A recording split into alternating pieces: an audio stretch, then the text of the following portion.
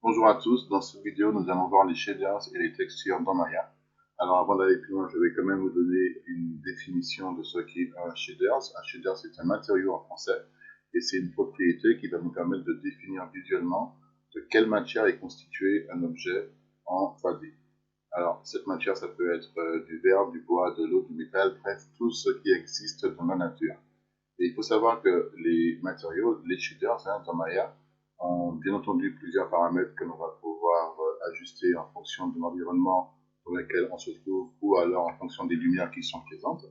Mais ces éléments, ces shaders sont constitués aussi de maps. Et les maps, c'est ce qui va nous permettre de pouvoir appliquer des textures ou encore de simuler des effets comme la réflexion ou la réfraction ou encore de donner des informations visuelles sur l'aspérité d'une surface, donc est-ce qu'elle a du relief ou pas. Alors, dernière chose qu'il faut savoir aussi sur les shaders, c'est que ils sont utilisés en fonction du moteur de rendu que l'on aura choisi. Donc nous, on va rester par défaut avec celui de Maya. Et on va commencer tout de suite par créer une sphère comme ceci dans cette vue. Je vais lui mettre une valeur de 4 au niveau du radius ici. Et de cette façon, je vais pouvoir venir sur l'axe Y et lui rentrer la même valeur pour permettre à ma sphère d'être posée convenablement sur le sol. Je vais en profiter pour mettre 0 à ce niveau-là et 0 au niveau de l'axe Z, donc X et Z. De cette façon, mon objet est parfaitement centré dans ma scène. Alors, ce qu'il faut savoir au niveau des shaders, quand on crée une géométrie dans Maya, eh bien, il y a un shader qui est automatiquement appliqué à la surface de nos éléments, et ce shader s'appelle le Lambert. Pour y accéder, on va d'abord sélectionner notre objet et on va aller ensuite sur Attribute Editor. On va se rendre au niveau des onglets ici, on va cliquer sur les petites flèches et on va aller sur Lambert.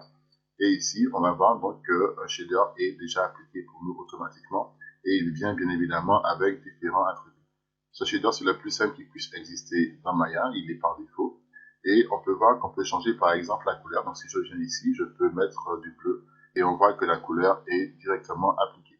Ensuite, ce qu'il faut savoir, c'est que on a ici des sliders. Si jamais je bouge ces sliders, je peux gérer la façon dont la couleur est appliquée sur ma surface. Mais attention, si jamais si je prends ce slider et que je vais trop à la fin ici, eh bien, je peux voir que je tombe sur une couleur sombre, donc du noir à 100%.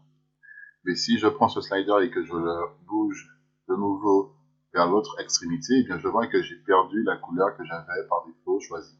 Donc faites attention à ça, ça fonctionne de la même façon pour beaucoup de sliders ici. Donc on va remettre ici notre couleur bleue. Voilà, on va rester à 100%. Et ensuite, je vais voir les autres paramètres assez rapidement. Donc on peut rajouter la transparence si l'on veut ici. On peut jouer sur l'ambiance. Vous voyez l'effet que ça a sur la surface de mon élément. Hein. On a l'impression que l'objet est auto-éclairé. Je peux jouer aussi sur l'incandescence. Alors ça, c'est un paramètre qui est plutôt pas mal. On va changer ici la couleur de l'objet. Si je viens par exemple lui mettre du jaune, on peut voir l'incidence justement que ça a sur la surface de notre élément. Donc on a l'impression que l'objet est auto-illuminé par cette couleur. Je peux la réinitialiser en venant sur 0 et de cette façon, je perds la couleur que j'avais appliquée à ce paramètre. Donc je reviens à 0. On peut jouer aussi sur la diffuse. Donc on voit que notre couleur peut être diffusée sur la surface de notre élément ici. Idem pour la translucence, hein, on peut déterminer l'impact que la lumière va avoir sur la surface de notre élément, comment la lumière va se propager, va se diffuser sur tout le long de la surface.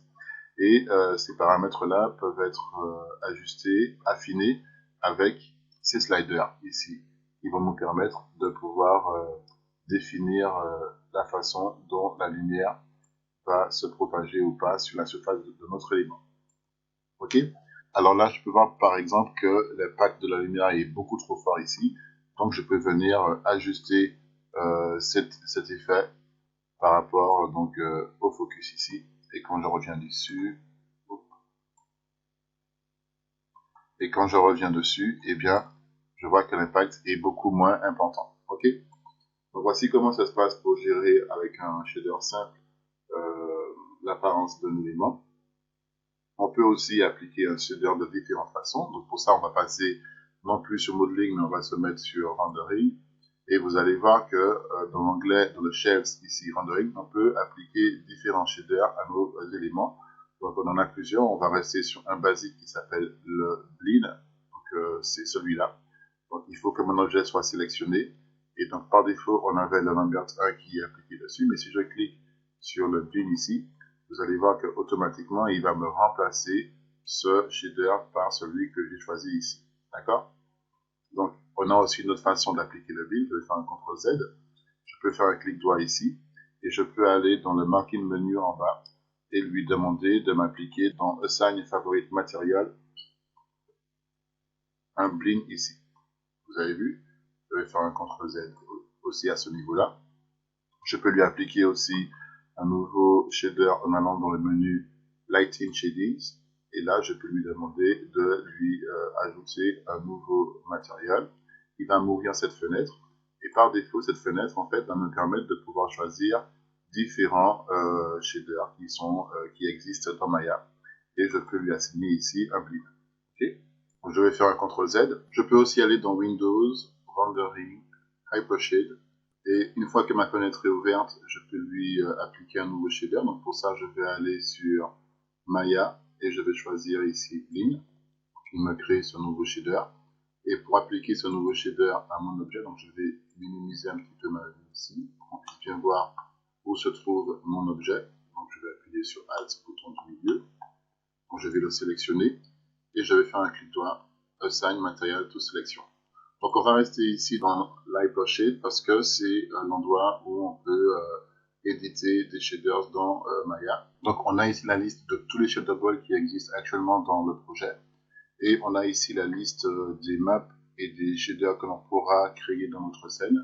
Ici, ce sont les paramètres qui viennent avec le shader qui est actuellement ici sélectionné, en l'occurrence ici c'est le clean. Et on a un viewer pour voir le résultat final des modifications que l'on aura apportées sur nos shaders. Donc ici, c'est l'espace de travail pour pouvoir observer, pour pouvoir faire des connexions entre les différentes maps et les différents shaders que l'on aura importés ici. Donc, par exemple, je peux prendre ici mon bleed, bouton du milieu, et glisser dans mon espace de travail mon bleed ici. Ça, c'est un node, et les petits points que vous voyez ici, ce sont des ports PORT.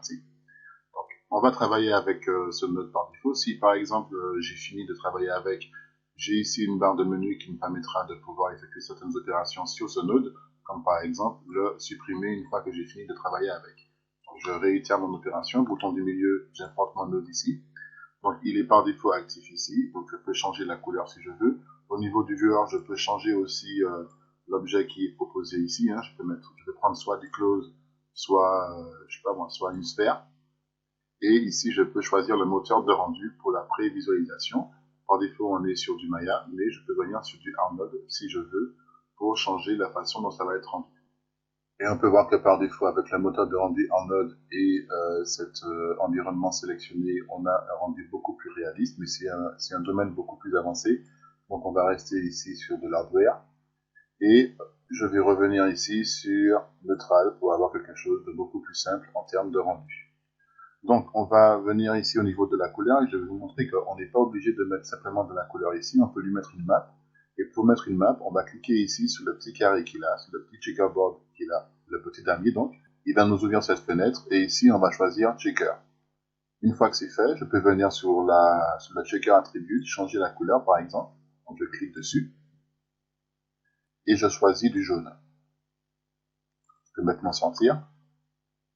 Et vous avez vu que par défaut, je m'attends à avoir cette texture qui apparaîtra sur ma sphère sur laquelle cet effet, ce shader a été appliqué. Donc, je peux revenir ici dans ma scène. Je vois que ma sphère n'a pas le shader qui lui est appliqué. Ça, c'est dû au fait que, au niveau de la vue, au niveau de la barre des menus de notre vue ici, je dois lui spécifier de me faire apparaître ce shader directement sur la surface de mon objet. Une fois que c'est fait, je vais lui demander de modifier maintenant la façon dont la map, le plan donc, de texture est appliqué sur la surface de mon objet. Et pour ce faire, je vais devoir aller à ce niveau-là pour entrer de nouveau dans ma map de checker. Et je vais devoir aller dans les UV coordonnées. Parce qu'en fait, la map, elle est appliquée sur la surface de mon objet. Mais pour qu'elle soit bien appliquée, il faut qu'elle ait des coordonnées. Et là, on ne parle plus de coordonnées X, Y et Z, mais de coordonnées U, V, W. Donc c'est une façon pour la map de savoir à quel endroit elle doit être appliquée sur la surface de mon objet. Et quand on va dessus, on voit que ces petites cases sont colorées. Ça signifie qu'elles sont liées à un autre paramètre. Donc je vais devoir cliquer ici pour accéder à ce paramètre. Et là, je vois que j'ai accès aux différents paramètres de mon objet. Alors, la première chose que je vais faire, c'est que je vais lui demander au niveau donc des repeats ici. Alors là, on voit qu'on en a 4. Hein. Si je vais par exemple dans ma scène, eh bien, je peux voir que mon checker me permet de voir que cette map est répétée 4 fois. Donc ça, c'est le paramètre repeat EV hein, qui me permet de le voir. Donc par exemple, si je vais ici, je vais enlever la grille et je peux voir que les carrés jaunes ici, 1, 2, 3 et 4 sont répétés donc 4 fois. Donc je vais venir ici, je vais lui mettre 1 comme répétition, parce que je veux qu'il soit répété qu'une seule fois. Et puis, je veux que la façon dont la map est appliquée sur mon objet soit un peu plus étendue, un peu plus grande. Donc, au niveau du coverage, je vais lui mettre une valeur plus grande, comme par exemple 2. Et vous pouvez constater que ma map maintenant ressemble à un dard ou à un abdomen d'abeille. Okay, voilà comment on peut très facilement dans Maya, avec une map et un shader, donner des informations de texture ou de matériaux à un objet dans Maya. Donc maintenant, on va passer à une application pratique de tout ce que l'on vient voir. On va créer une nouvelle scène. Donc je vais faire File, New Scene. Je vais fermer ici mon Hypershade, réafficher ma grille, et je vais aller sur Poly Modeling. Donc vous voyez qu'on a toujours accès au Poly Modeling, même si on est sur l'onglet Rendering ici. Je vais prendre ici mon cylindre, et je vais créer un cylindre comme ceci. Alors, je vais dézoomer un tout petit peu, et je vais aller dans Channel Box. Je vais baisser un tout petit peu son radius. Voilà. Alors, je peux appuyer sur CTRL hein, pour avoir un meilleur contrôle. Voilà, justement. Je vais venir à ce niveau-là. Et je vais passer sur Modeling Toolkit. Je vais prendre les faces, ici en haut. Donc, je peux prendre cet outil pour mieux sélectionner mes faces. Comme ceci. Alors, on va prendre ces faces-là. Je vais me mettre sur On. Et je vais prendre ces faces-là. Et avec CTRL, je vais prendre les faces du dessous. Donc j'ai mes deux faces qui sont sélectionnées ici. Je peux appuyer sur ce petit bouton ici pour être sûr que j'ai effectivement que ces deux faces qui sont sélectionnées. Et je peux appuyer sur Supprime. Une fois que c'est fait, je vais maintenant revenir ici sur Camera Based Selection et je vais aller sur Off. Parce que l'idée c'est que je vais maintenant sélectionner, donc je retourne ici en sélection standard pour prendre toutes ces faces. Je vais réafficher la surface sur mon objet. Et je vais lui demander de me faire une extrusion de cet objet. Donc je clique ici sur Extrude. Et je vais lui demander de faire une extrusion vers l'intérieur comme ceci. Je peux appuyer sur CTRL. Hein. Voilà. Une fois que c'est fait, je valide la création de cet objet.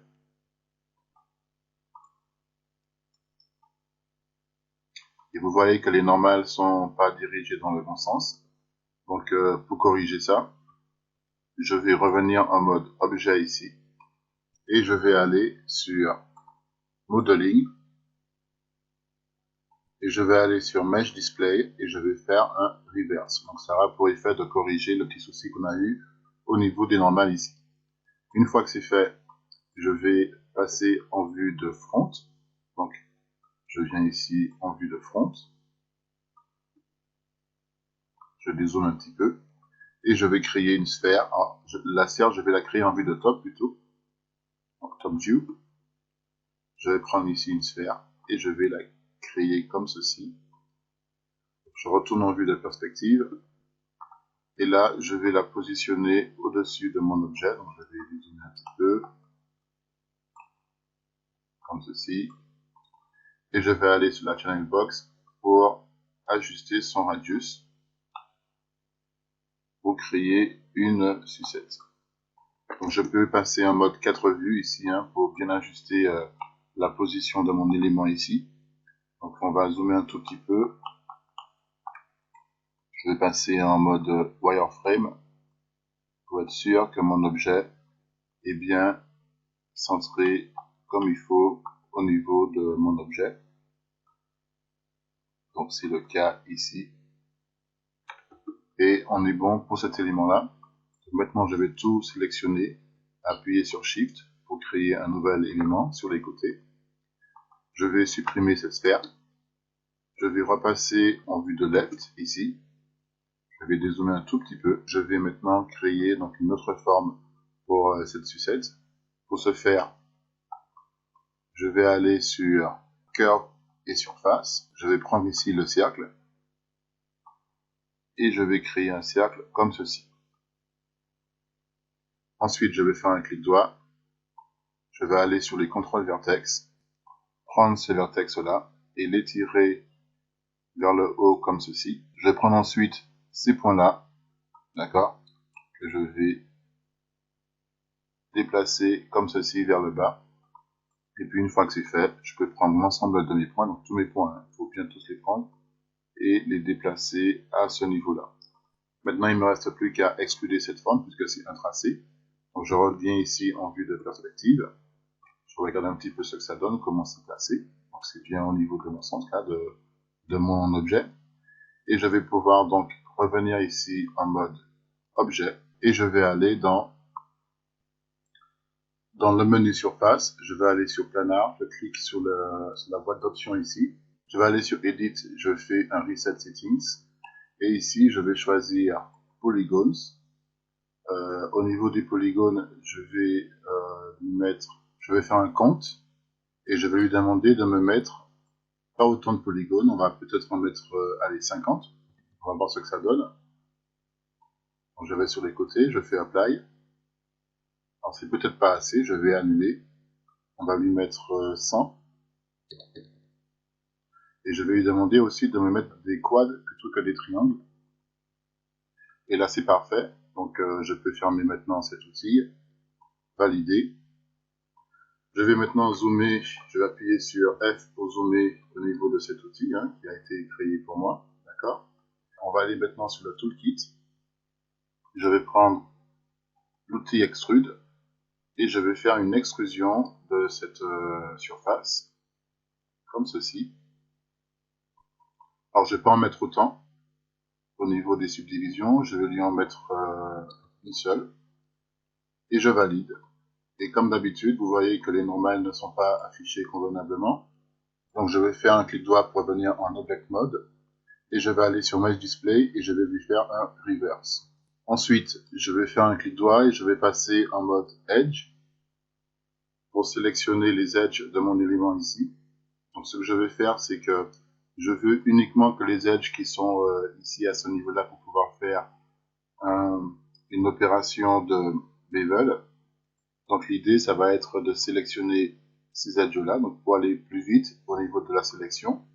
Donc je vais faire un clic droit, Object Mode, je vais sélectionner cet élément, donc celui-là, je vais l'isoler, et ensuite je vais aller en vue de front, je vais enlever la grille ici, je vais dézoomer un tout petit peu, réajuster mon objet au centre, je peux appuyer sur F si je veux, et je vais faire un clic droit, aller sur Edge, sélectionner l'ensemble de mes éléments comme ceci, aller sur ce bouton, appuyer sur CTRL et désélectionner les faces qui ne m'intéressent pas ici.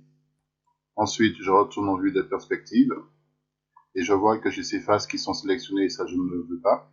Donc je vais faire un clic gauche et je vais aller, donc barre d'espace, clic gauche, je vais aller sur la vue de left cette fois-ci. J'appuie sur F pour centrer mon élément dans ma vue et avec CTRL, je vais désélectionner les parties qui ne m'intéressent pas. Donc je prends le temps de bien tout désélectionner à chaque fois, comme ceci. Donc voilà, j'ai bientôt fini.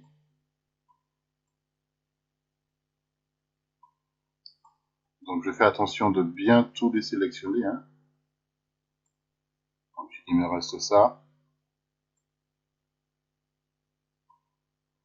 ça et ça encore. finalement celle-ci. Donc je regarde bien si j'ai bien tout désélectionné. J'ai perdu ici ma sélection, donc je vais revenir ici en vue de perspective. Je vais zoomer un petit peu au niveau de mon objet. Et avec Shift, je vais reprendre les deux éléments que j'ai perdus ici. Donc je tourne bien autour de mon objet pour voir si j'ai bien la sélection qu'il me faut. Donc là c'est le cas. Et maintenant je vais aller sur Bevel. Et au niveau de fraction, je vais lui rentrer une valeur, je vais lui mettre 5 par exemple. Peut-être une valeur un peu plus grande, 10. Il me semble que j'ai un petit souci à ce niveau-là. Donc on va voir ce qui se passe. Je vais annuler cette étape, je reviens en arrière. Voilà, je retourne sur mes edges. Ah oui, et on peut voir qu'ici on a un petit souci au niveau du mesh, à ce niveau-là. Donc si on regarde bien ici, à ce niveau-là, j'ai oublié d'enlever cette sélection. Donc je vais appuyer sur CTRL et je vais enlever ces éléments-là. Parce que sinon, ça va pas se passer bien comme il faut, comme on a pu le voir au niveau de notre modèle. Donc je reviens ici, j'enlève cette sélection. Et à ce niveau-là aussi, je vais enlever cette sélection. Voilà. Et il me reste plus qu'à enlever ici cette sélection aussi. Voilà, avec toujours CTRL, clic gauche. Et donc maintenant que j'ai corrigé ce problème, je peux avec Bevel revenir ici et rentrer la valeur qui m'intéresse. Ici, on avait mis 10. On va voir ce que ça donne. Donc là, on voit que la subdivision est bonne. Et je peux maintenant valider, repasser en mode affichage plein, appuyer sur 3 pour avoir notre sucette qui est formée ici. Donc les petits soucis qu'on a là, c'est par rapport au fait que la topologie n'est pas idéale, mais pour cet exemple, on va rester tel quel, on va dire que c'est une sucette spéciale, d'accord? Donc je peux sortir de ce mode-là, et maintenant que c'est fait, revenir en mode objet, aller sur Edit, faire un Delete by Type History, aller sur Outline, et supprimer la NURBS qui ne nous intéresse plus ici. Ok? Donc je vais fermer ici l'outline. Et nous avons maintenant nos deux sucettes. On va créer maintenant notre canne à sucre. Donc pour ce faire, je vais aller sur Polymodeling. Je vais prendre ici cet outil. Et je vais créer un cylindre à ce niveau-là. Je vais dézoomer un tout petit peu, comme ceci. Je vais aller sur Channel Box. Sous le radius, je vais l'ajuster comme il faut. Je vais lui mettre plus de segments au niveau de sa hauteur ici, hein, donc je vais prendre ce paramètre et je vais lui donner plus de segments. Voilà. Et ensuite, je vais aller dans des formes non linéaires et je vais lui mettre un twist et je vais lui mettre également un bend. Il est temps pour nous maintenant de passer à l'application de shaders. Donc je vais prendre ces deux éléments-là et je vais leur appliquer un shader. Donc pour ça, je vais aller de nouveau sur Rendering. Je vais aller sur le shell ici et je vais lui demander de lui appliquer un blend. Donc là, il va appliquer un blend à ces deux éléments-là. Et si je veux avoir accès au blend qui est sélectionné sur ces deux éléments, je peux aller dans le menu Lighting et aller sur Material Attributes. Donc là, j'ai accès au blend que j'ai créé. Et je vais lui donner une couleur blanche. Je vais mettre du blanc ici, comme ceci. Et un tout petit peu de spéculaire, un peu plus fort. Donc je regarde ce que ça donne, hein. On voit que ça a changé par rapport aux autres éléments qui sont ici. Maintenant je vais m'occuper de cette partie-là. Je vais lui demander d'avoir de nouveau aussi un blend. On va lui changer la couleur. On va mettre du vert. Donc je vais venir ici. Voilà, un peu de transparence.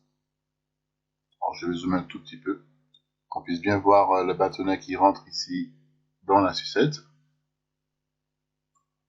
Alors pas trop quand même. Et je pense que le blend est pas mal dessus. Ok. Ensuite, on va s'occuper de cette partie-là. Donc pour lui, je vais lui appliquer aussi un blend. Je vais changer la couleur ici, mais cette fois-ci, je vais lui ajouter une map. Ça va être un checker. Ici, je vais mettre du rouge. Et je vais lui demander à ce que l'on puisse voir dans ma vue l'application de cette texture. Donc je vais aller sur Shadings et je vais choisir Hardware Texturing. Donc là, on peut voir ce que ça donne à ce niveau-là. Je vais entrer dans les UV Coordinates ici. Et je vais lui demander au niveau de son repeat, sur l'axe Y, de n'avoir qu'une seule répétition. Je vais entrer la valeur 1 ici. Je vais faire la même chose pour la valeur U ici. Alors là, j'ai dit Y, mais c'était V. Donc là, je vais aller sur U maintenant, je vais taper 1 aussi. Comme ça, je sais que ça va se répéter uniquement qu'une seule fois. Je peux monter à ce niveau-là, au niveau du coverage, et lui donner une valeur plus grande sur le V, comme ceci. Et j'obtiens ce résultat. D'accord?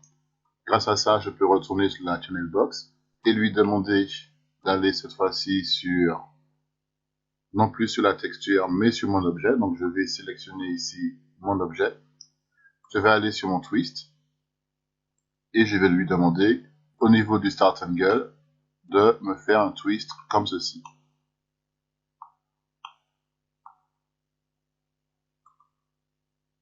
Vous voyez un petit peu le résultat. Maintenant, on va s'occuper du bend. Alors, je ne le vois pas le bend ici, donc j'ai pas dû bien l'appliquer. Donc, je vais sélectionner ici mon objet. Je vais aller sur Modeling, Déforme, Non linéaire, et je lui applique un bend à ce niveau-là. On voit qu'il est appliqué à mon élément, hein, d'accord?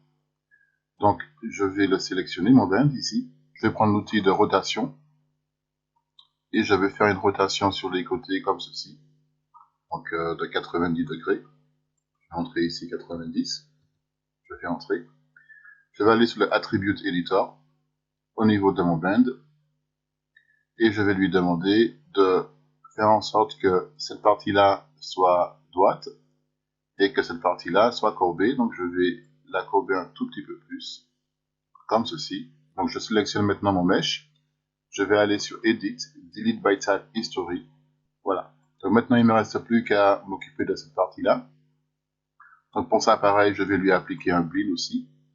On va lui appliquer une nouvelle map. Cette fois-ci, on va prendre un gradient, un ramp. On voit que le ramp est déjà appliqué sur ma surface. Sauf qu'au niveau des coordonnées, je vais lui demander de me l'appliquer en U. Donc on voit ce que ça donne.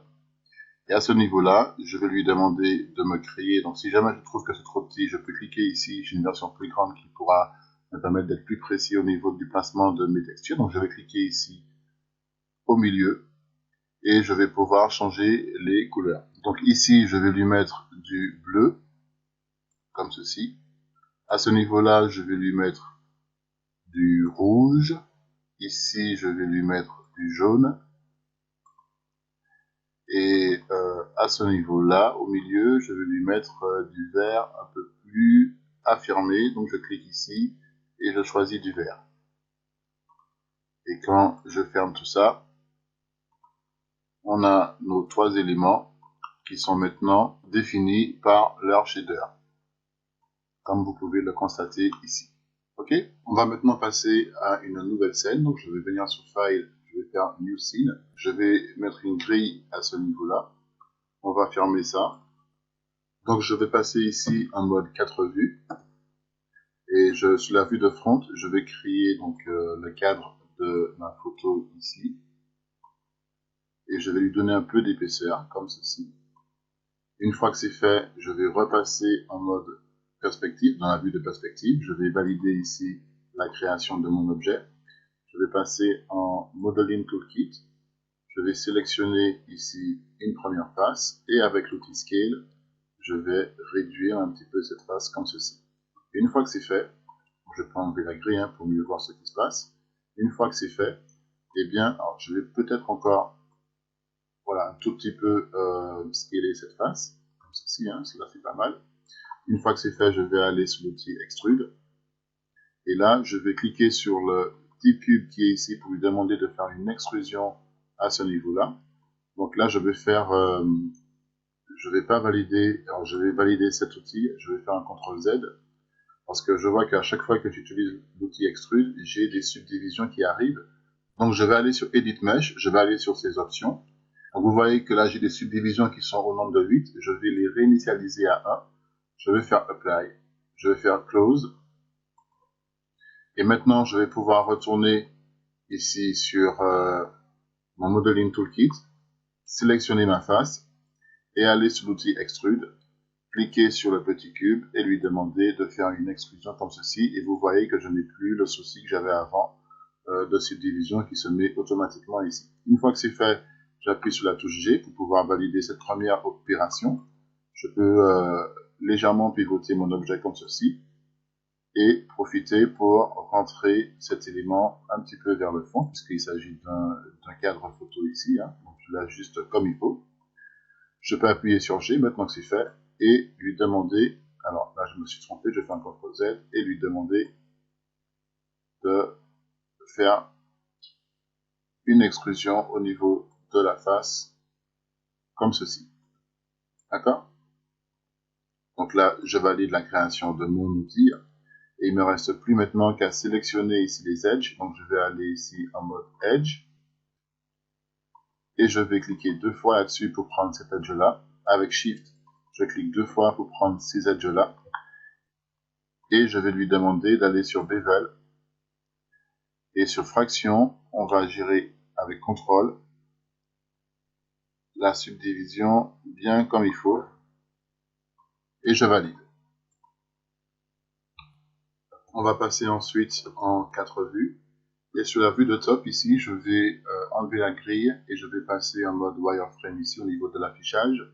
Je vais ici prendre les vertex en sous-objet vertex et je vais sélectionner cette partie-là. Donc je vais zoomer un tout petit peu avec le milieu de la souris. Donc je prends bien les edges plutôt, excusez-moi. Donc je prends mes edges ici et je vais lui mettre un connect. Je viens ici pour valider cet outil et avec l'outil Scale, je vais très légèrement scaler comme ceci cette partie-là, d'accord? Et ensuite, je vais lui rajouter, donc je valide cette opération, et ensuite je vais aller sur Bevel, et avec le Bevel sélectionné ici, je vais lui demander de me faire un Bevel qui soit pas très fort, donc je peux appuyer sur CTRL et bouton du milieu pour trouver la bonne valeur. Et je vais lui demander ici, en cliquant sur segment, de me rajouter des segments en appuyant sur la touche CTRL aussi pour gérer les valeurs comme il faut. Et je vais maintenant maximiser cette vue à ce niveau-là en appuyant sur barre d'espace. Et maintenant, il est temps pour moi d'appliquer un shader à mon élément. Donc, ce que je vais faire, c'est que je vais revenir en mode objet, comme ceci. Voilà. Donc, par défaut, on sait que cet objet a un Lambert qui est appliqué. Donc là, on voit qu'il y a beaucoup d'opérations qui existent dans l'historique.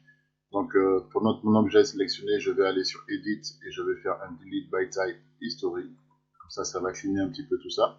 Donc là, on sait qu'on a un Lambert qui est activé ici.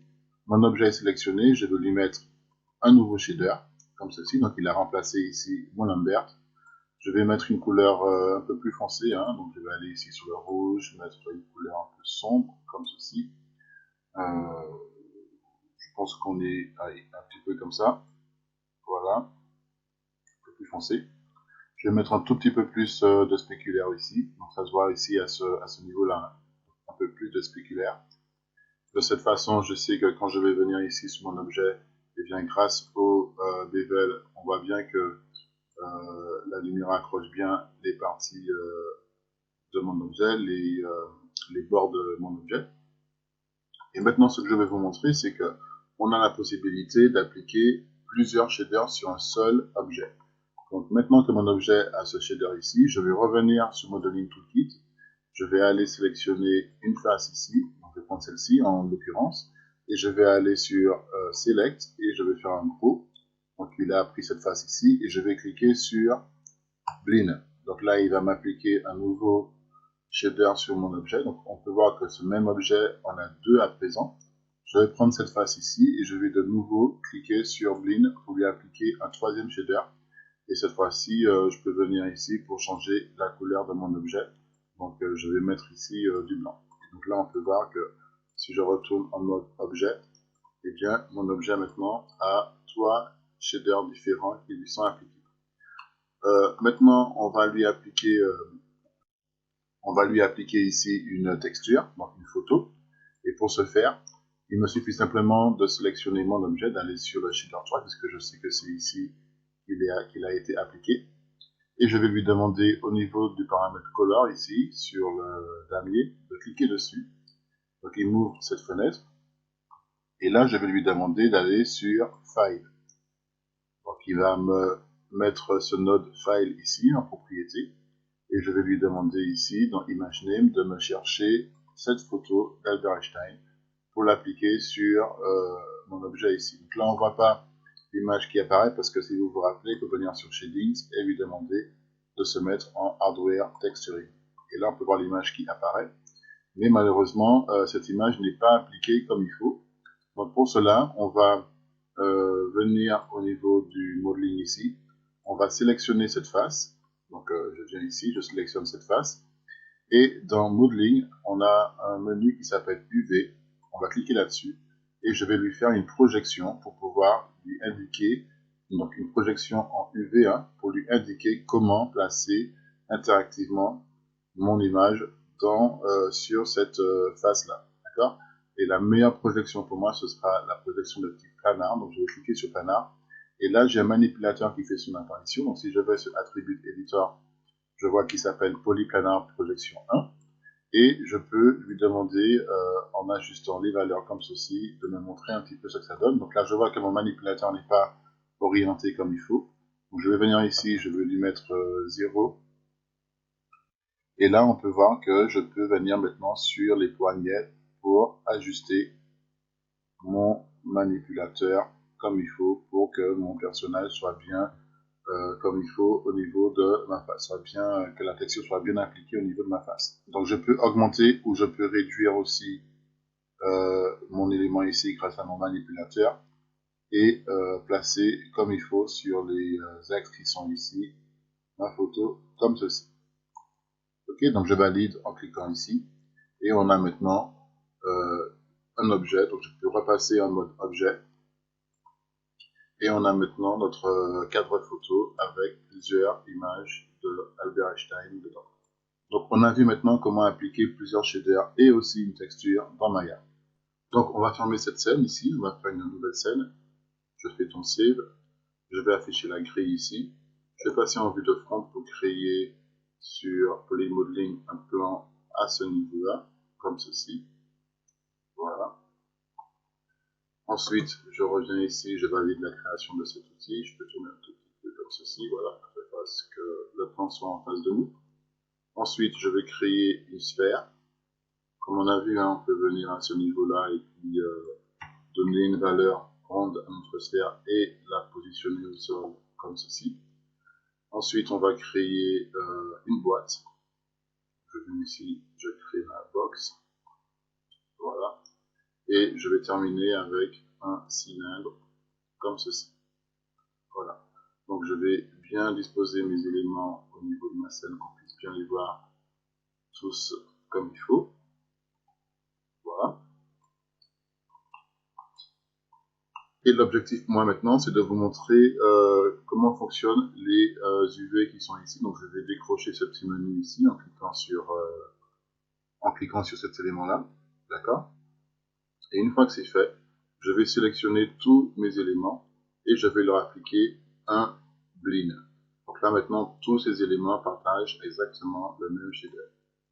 Grâce à ça, je vais pouvoir aller sur le Blend et je vais lui demander ici de m'appliquer une texture. Donc on sait qu'on peut venir ici sur Texture, File, et ici choisir notre fichier, Albert, je fais Open. Attention, il faut vraiment être certain que si on veut voir ces éléments qui sont appliqués, eh bien on peut cliquer sur ce petit bouton-là qui nous permet en fait d'activer le Hardware Texturing. C'est une autre façon de demander à Maya de nous afficher plus rapidement les textures sur nos objets dans notre vue 3D. Donc, comme on peut voir ici, Maya a essayé de nous plaquer les textures du mieux qu'il a pu, et on voit que ce n'est pas vraiment correct. Donc, comme on a vu dans le cadre de la photo ici, on peut lui demander de nous appliquer des projections selon le type de géométrie que l'on a. par exemple, ici, j'ai un plan, donc je vais prendre le planar. Et quand je fais ça, j'ai un manipulateur qui arrive ici. Je peux appuyer sur F pour zoomer un tout petit peu au niveau de ce manipulateur. Et on voit qu'il n'est pas dans la bonne direction. Il devrait plutôt être dans la direction qui est indiquée ici par mon axis Z. Et là, on voit que X, Y et Z, c'est ici que j'aurais dû avoir 90. Donc, je vais rentrer 90 directement sur mon clavier ici. Et à ce niveau-là, je vais rentrer 0.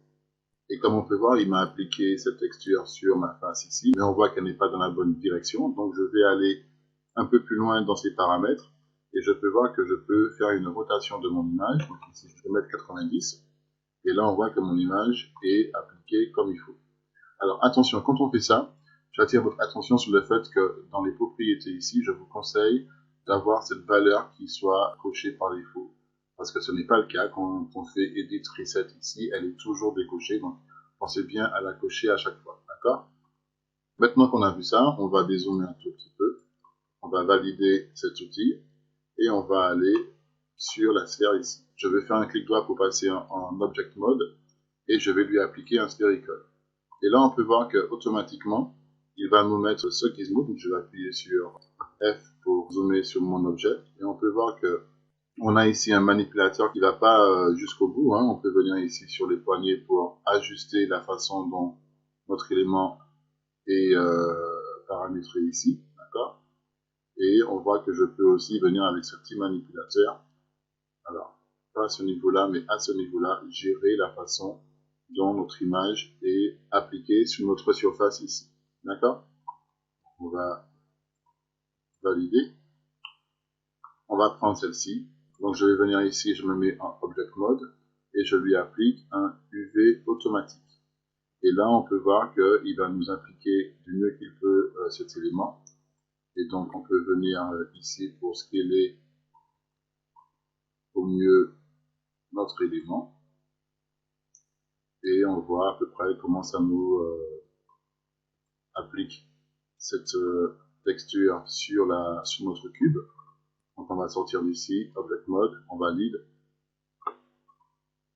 Et si on voit que ça ne nous convient pas ici, on peut toujours revenir sur automatique et puis lui demander à ce niveau-là, au niveau du layout, de se mettre en mode tile. Et là, on aura la possibilité d'avoir sur chaque face de notre cube de projection qui sera la plus appropriée pour notre élément ici. D'accord?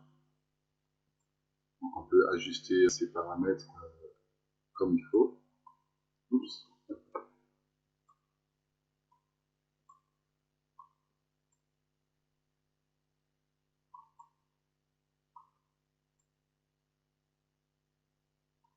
Comme ceci. Vous avez vu?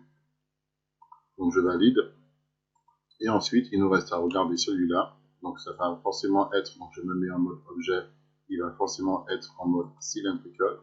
Et on peut voir que, pareil que pour la sphère tout à l'heure, hein, on peut lui demander de fermer notre projection comme ceci. Et on peut étirer ou pas notre élément ou déplacer notre élément comme on le souhaite. Ok? Alors, si je reviens ici en mode objet, j'ai la possibilité de lui mettre un autre type de projection, comme un planar.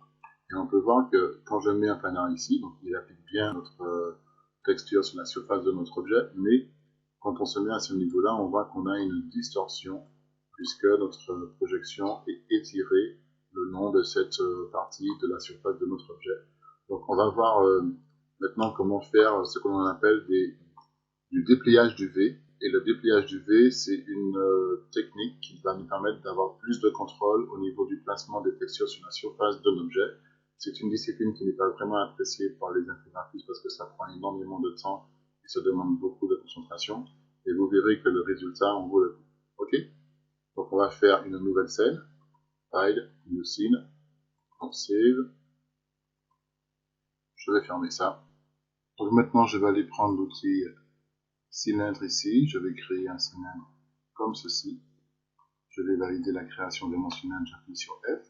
Je vais aller sur Rendering, je lui applique un shader Bling.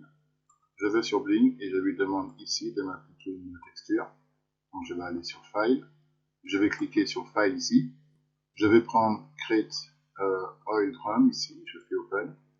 Et une fois que c'est fait, je lui demande de m'appliquer cette texture dans ma vue ici, que je puisse voir comment ça se passe au niveau de mon objet. Une fois que c'est fait, je vais demander ici de passer en mode UV Editing au niveau de l'affichage de mon interface. Je vais sélectionner mon objet et on peut voir comment ça se passe à ce niveau-là. Donc je vais pouvoir zoomer ici et observer tout ce que je vais pouvoir faire ici comme opération. Donc on a ici le UV Toolkit qui va me permettre de pouvoir sélectionner mes objets comme ceci. Et je vais aller prendre ici cet élément pour le déplacer à ce niveau-là. Donc ça va être le haut de mon objet ici. Je vais prendre cette partie-là, je vais la mettre ici. Et ça, je vais l'ajuster à ce niveau-là. Donc je vais pouvoir zoomer un tout petit peu pour m'occuper de la partie du bas.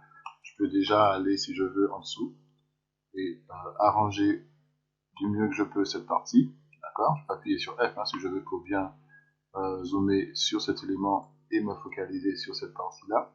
Voilà. Je vais prendre l'outil Scale et je vais scaler cette partie comme ceci. Voilà, je pense que c'est bon. Maintenant, je vais m'occuper de la partie qui est en haut ici. Donc, je vais sélectionner cette partie-là, j'appuie sur F. Et idem, je vais sur l'outil de translation. Je me mets bien comme il faut, à peu près au centre, comme je peux. Okay. Voilà. Et là, je vais maintenant faire un scale. Alors, pas trop grand quand même.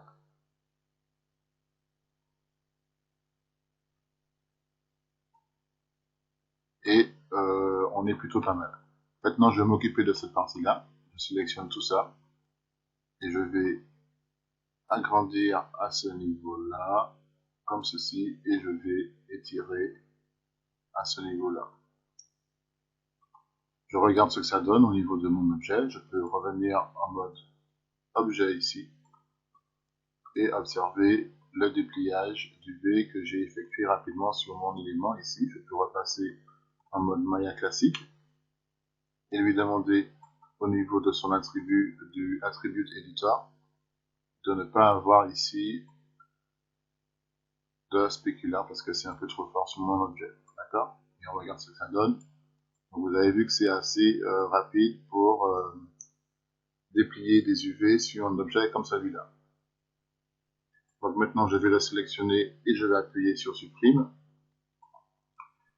Donc maintenant je vais créer un cube à ce niveau-là, comme ceci. Et je vais lui entrer les valeurs suivantes, 10, 10 et 10. Je fais entrer et ici je mets comme valeur 5. 5. Comme ceci, mon cube est posé au sol. Je vais appuyer sur F pour centrer mon cube, bien comme il faut. Je vais dézoomer un tout petit peu. Et je vais lui demander de dupliquer mon cube à ce niveau-là. Et sur celui-là, on va faire une opération de modeling parce qu'il sera un petit peu différent de celui-là. On va le complexifier au niveau de sa topologie. Je vais passer en mode wireframe. Je vais aller sur Modeling Toolkit. Et ici, on va prendre les edges. Je vais prendre ces edges-là. Et je vais aller sur Connect. Ici, j'en ai fait 2. Et je vais ensuite valider, aller sur l'outil Scale. Et je vais pousser les edges à ce niveau-là. D'accord? Je vais tourner un tout petit peu. Ensuite, je vais sélectionner cette partie-là, ces edges-là, en fait, de mon cube. Je vais faire un Connect. Je valide, je vais sur Scale.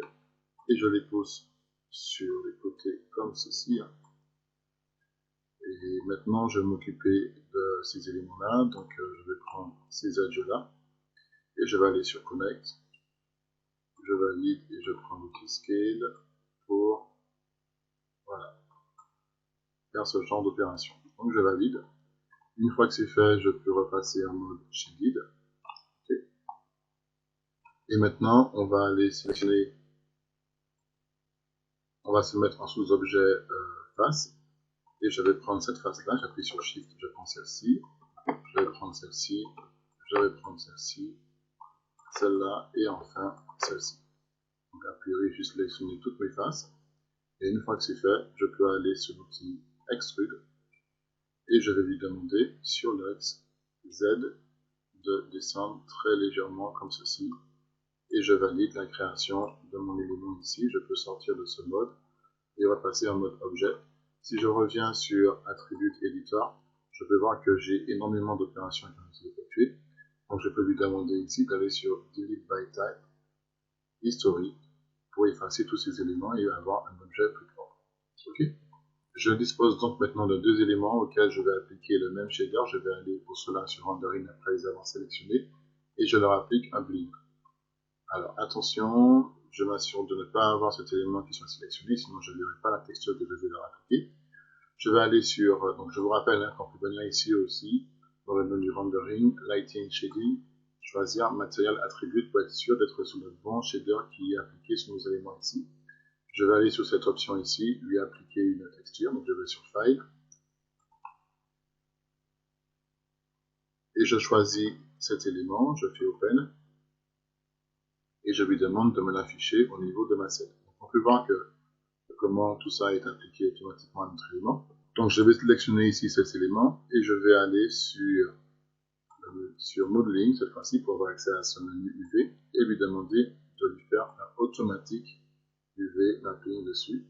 Et on peut voir que parce qu'on a affaire ici à un clip qui est parfait, et bien notre dépliage a l'air de fonctionner presque parfaitement. Je dis presque parfaitement parce que si on regarde bien, on a ici cette partie qui n'est pas dépliée comme il faut. On voit que le danger n'est pas positionné au bon endroit. Et si on regarde en dessous, ça a l'air plutôt pas mal.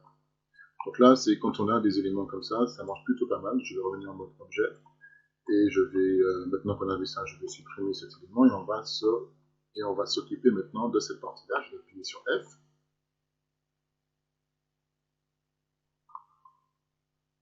Et je vais lui demander maintenant de passer en mode UV Editing au niveau de l'interface.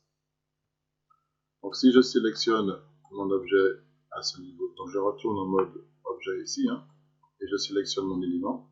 Et ici j'appuie sur F, et on peut se rendre compte du dépliage UV qui a été appliqué pour nous grâce au UV automatique.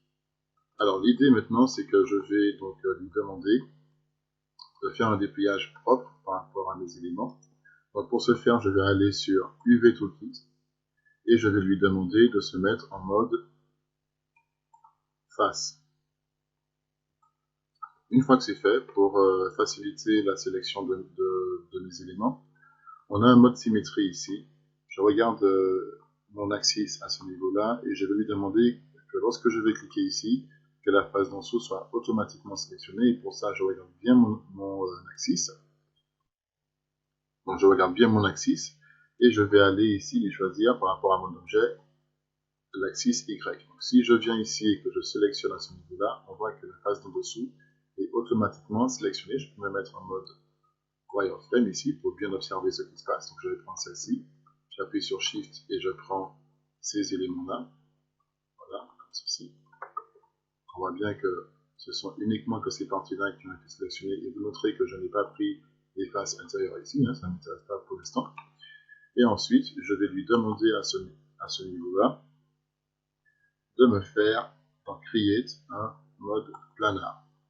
Et on voit que le planar, pour l'instant, il n'est pas appliqué comme il faut. Il aurait dû faire un pivot sur l'axe Z. Donc je vais aller sur Attribute Editor. Et alors que c'est sélectionné, je vais lui demander ici, sur l'axe Z, de se mettre en 90. 90, comme ceci. Et vous voyez que si je retourne en mode Shaded, on voit que c'est mieux appliqué et que ici par contre c'est pas bien appliqué, on a un petit souci, mais on va corriger ça après. Donc là on voit que c'est plutôt pas mal. Okay. Je vais maintenant m'occuper de cette vue là. Alors pareil, si je veux ici, si je veux que quand je fasse une sélection ici, que ce soit sélectionné de l'autre côté, je vais devoir revenir sur mon UV Toolkit et lui spécifier l'axe dans lequel je veux que la symétrie opère. Et pour ce faire, je dois regarder l'axe dans lequel la symétrie doit avoir lieu. Et pour l'instant, on est en symétrie Y, donc je vais lui demander d'aller en symétrie X, puisque c'est indiqué ici par rapport à mon axis. Donc je vais prendre cet axe-là. Okay. Je vais appuyer sur Shift et je vais prendre ces éléments-là. Je fais attention à bien sélectionner mes éléments, donc là c'est le cas. Et ensuite, je vais lui demander, comme tout à l'heure, d'aller me mettre un planar au niveau de mon objet. Et heureusement pour nous, ça s'est bien appliqué d'emblée. Donc, je vais laisser tel quel. Donc, on a fait cette partie-là. On n'a pas encore fait cette partie-là. Donc là, on va, je suppose, être sur la partie Z, c'est la symétrie Z. Donc, je vais aller sur Object Z. Je vais prendre cet élément et on voit que ça fonctionne déjà. Hein. Je vais voir au niveau de l'affichage de mon élément que ça marche plutôt pas mal au niveau de la sélection. Donc, je peux observer pour voir si j'ai bien pris tous les éléments. C'est le cas. Et je vais lui demander de faire un mode planar sur mon objet. Et là, il aurait dû faire une rotation sur l'axe Y, d'après ce que je vois. Donc, je le vois ici, hein, il aurait dû tourner sur l'axe Y. Donc ici, je vais lui mettre 0. Et on voit que ça s'est bien appliqué aussi au niveau de toutes mes faces. Ok? Donc, on a un petit souci, on va s'occuper des faces où le mot danger n'est pas tourné dans le bon sens. Hein. On va faire un flip sur ces faces-là. Donc, je vais cette fois-ci revenir sur mon UV Toolkit. Et je vais bien évidemment lui demander de sortir du mode symétrie. Donc, je me mets ici en off. Et je vais sélectionner donc, les faces qui m'intéressent hein, pour que je puisse faire un flip dessus. Donc, je sélectionne mes faces, comme ceci. D'accord? Et ensuite, je vais aller sur Transform, Scale, et je vais choisir ici Flip. Et vous voyez que ça me le met automatiquement dans le bon sens. Donc, je vais faire la même opération pour les autres parties de mon cube ici, de ma boîte ici. Danger c'est bon, danger c'est bon. Ici ce n'est pas bon, donc je vais sélectionner cette partie-là aussi, pareil. Et je fais un flip. Voilà, on est content. En dessous, ça ne marche pas comme il faut, donc je prends les bons éléments aussi. Et je fais un flip. On regarde maintenant si notre boîte a le mot danger qui est appliqué convenablement. Ça semble être le cas. Et maintenant, on va s'occuper des éléments internes ici. Donc, je vais prendre cette partie-là et je vais prendre cette partie-là. D'accord? Ensuite, je vais aller de l'autre côté. Je vais prendre cette partie-là et cette partie-là. Je peux me mettre en mode wireframe pour bien être sûr que j'ai bien pris les bons éléments qui me convenaient. Je vais aussi prendre cette partie-là et celle-ci. Et pourquoi pas celle-ci et celle-ci. D'accord? Maintenant que c'est fait, on voit qu'on peut se mettre en mode planière qui partira de l'axe Y, Z plutôt. Donc je vais aller lui demander de mettre un mode planar par-dessus. Et je vais lui demander au niveau du Attribute Editor de se mettre sur l'axe Z. Donc je vais appuyer sur 90. Et on voit que ça aplatit tout comme il faut. Donc à ce niveau-là, je vais prendre l'outil Move et je vais déplacer ces éléments comme ceci à ce niveau. Okay. Ensuite, je vais lui demander de réafficher mon objet en mode shaded. Voilà, comme ceci. Donc, j'observe bien, donc j'ai bien pris cette partie-là. Donc maintenant, on va s'occuper de cette face-là, et je vais faire tout le tour comme ça, en fait. Donc, je vais me mettre en mode shaded. J'ai pris ça, j'ai pris ça. On va prendre cette partie-là et cette partie-là. Donc, on voit qu'on peut faire une projection dans cette direction. On regarde si j'ai bien tout pris.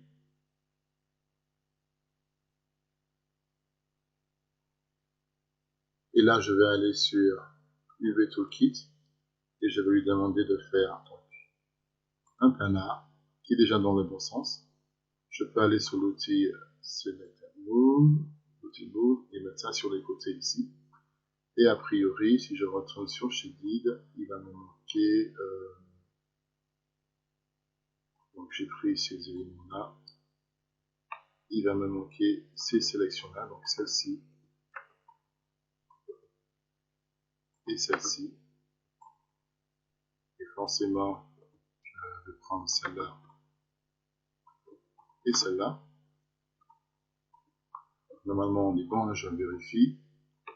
Et ça va être sur l'axe Z, je pense. Donc, je fais un mode canard. Je vais aller sur Attribute Editor. Et je vais mettre ici 0. Et a priori, on est bon. Je prends l'outil Scale. Et je vais mettre ça sur les côtés à ce niveau-là. Donc maintenant que j'ai déplié tout ça, je vais zoomer un petit peu dans cette vue. Et je vais lui demander de prendre cet élément et de me le mettre comme je peux sur cet élément. C'est pas la peine que ce soit vraiment parfait. Hein. Je vais prendre ça, je vais le mettre dessus. Voilà. Ça aussi, hein, je vais le prendre, je vais le mettre dessus. Je vais tout empiler en fait. Donc je prends ces deux éléments-là, je les rapproche. Je les rapproche de ces deux éléments-là. Donc on va un peu tricher, vous allez voir. Hein. Hop, je vais prendre ça aussi. Voilà. Oups. Alors, je vais zoomer un petit peu. Hein. Je peux appuyer sur F si je veux. Hop. Ensuite, je vais prendre ça. Et je vais lui demander de faire une rotation au niveau de mon objet. Donc là, c'est parfait. Et je vais prendre celui-là. Pareil, on va faire une rotation. Et je vais lui demander de me le mettre avec l'outil Move au bon endroit. Et maintenant que c'est fait, je peux prendre tout ce petit monde, appuyer sur F, dézoomer très légèrement, et venir à ce niveau-là. Je vais appuyer sur F encore pour zoomer. Je vais prendre l'outil Scale, et sur un axe, je vais zoomer comme ceci, et très légèrement sur les côtés. Comme ça, je vais leur demander de prendre cette texture-là. Donc, je vais aller ici. Et maintenant, je vais passer en mode affichage shaded. Je vais revenir sur le mode Maya classique, ici. On va fermer ça sur les côtés. On va repasser en mode objet. Et vous noterez que maintenant, mon objet n'a plus de distorsion à ce niveau-là. D'accord? Vous avez vu comment c'est déplié. Donc là, on a quelque chose de beaucoup plus intéressant en termes de dépliage UV. Quand vous avez vu dans Maya comment on peut faire pour déplier un objet grâce à l'UV Editor, comment appliquer une texture et un shader à un objet en 3 dimensions. Et cela conclut notre vidéo sur les shaders et les textures dans Maya.